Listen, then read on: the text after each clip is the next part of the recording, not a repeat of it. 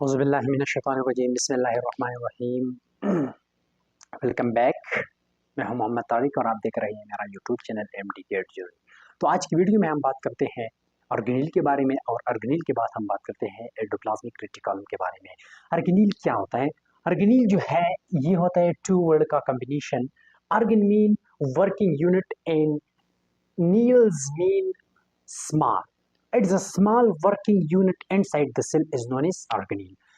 So definition of organelle is that a small working unit present inside the cell and perform a specific function. This is known as organelle. For example, अगर हम mitochondria की बात करें तो mitochondria भी एक organelle है inside the cell. Endoplasmic reticulum भी ऑर्गेनील है, लेकिन यहाँ पर दो किस्म के ऑर्गेनील होता है। एक होता है मेम्ब्रेनियस, एक होता है डबल मेम्ब्रेन। मतलब एक होता है डबल मेम्ब्रेन, एक होता है सिंगल मेम्ब्रेन वाली।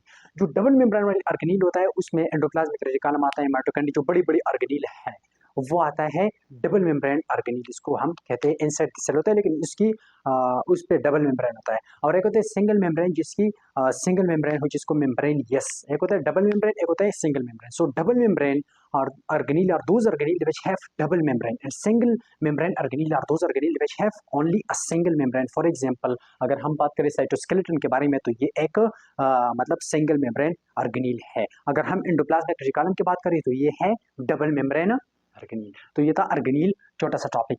अब स्टार्ट करते हैं एंडोप्लाज्मिक रेटिकुलम। ये भी एक ऑर्गेनील है। ये 1945 ईस्वी में पोर्टर एक साइंटिस्ट था जिसने रिपोर्टेड किया था।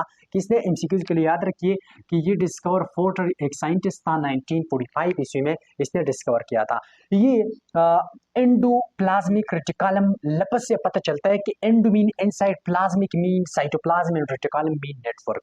अ नेटवर्क ऑफ केमिकल, मतलब नेटवर्क ऑफ एक साइटोप्लाज्म का एक नेटवर्क सा होता है। साइटोप्लाज्म ये क्या है?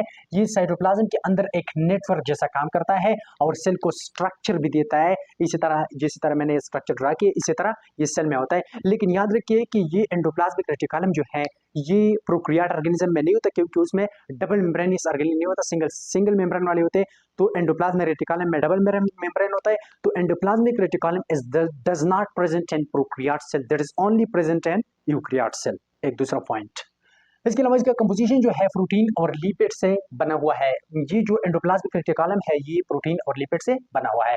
इसके टाइप की बात करें तो स्मूथ एंडोप्लाज्मिक रेटिकुलम होता है, एक होता है रफ एंडोप्लाज्मिक रेटिकुलम होता है। स्मूथ एंडोप्लाज्मिक रेटिकुलम वो एंडोप्लाज्मिक होता है, वो एंडोप्लाज्मिक रेटिकुलम होता है जिस पर राइबोसोम नहीं हो। फॉर एग्जांपल अगर ऐसा ही होता है,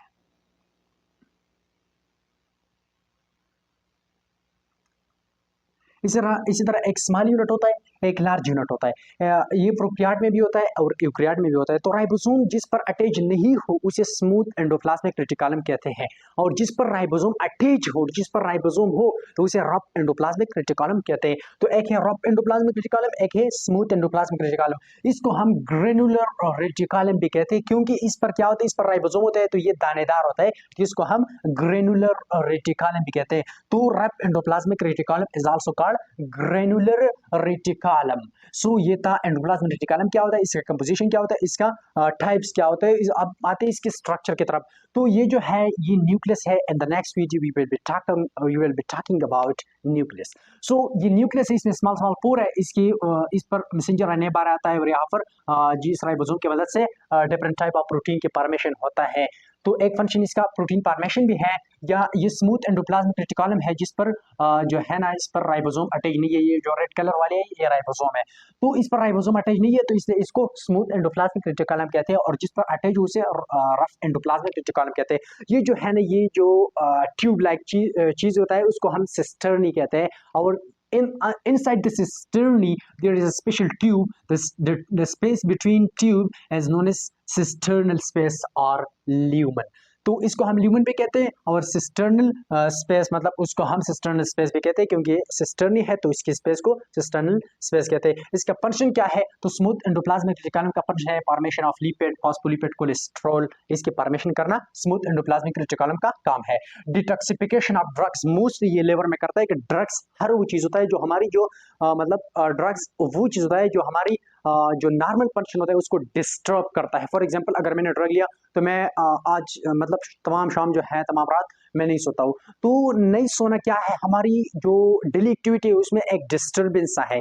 तो ड्रग्स वो चीज़ है जो हमारी बॉडी में जो नॉर्मल फंक्शन है उसमें थोड़ा सा चेंजेस लाता है। तो इस चेंजेस को हम क्या कहते हैं, इस चेंजेस को हम ड्रग्स कहते हैं। हर वो चीज़ जो हमारी जो बॉडी का नॉर्मल फंक्शन है उसको चेंज कर ले। अगर हम नहीं सोते तो ये भी एक चेंज है नॉर्मल फंक्शन की, मतलब हमारे नॉर्मल फंक्शन ये है कि हम सोते हैं, लेकिन हमने ड्रग्स लिया तो हम नहीं सोएंगे। तो ये एक मतलब नॉर्मल फंक्शन से आउट है।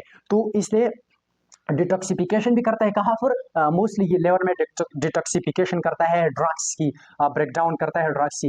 रैपिड एंडोप्लाज्मिक रेटिकुलम तो हमने पहले कहा कि इस पर राइबोसोम होता है, तो राइबोसोम की वजह से ये प्रोटीन फॉर्मेशन करता है, different type of protein formation, उसका पैकेजिंग, और फिर यहाँ पर छोटी छोटी विजल्स होता है, विजल्स, ऐसे विजल्स होता है।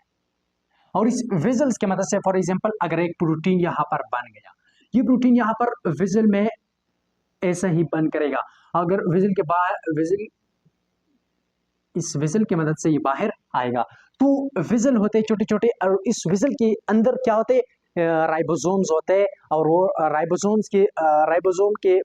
जो है वो फॉर्मेशन करते हैं किस चीज़ की, प्रोटीन के। और ये प्रोटीन इस विजल में होता है और बाहर आते हैं और मुख्तलिफ किस्म फंक्शन हमारी बॉडी में परफॉर्म करते हैं।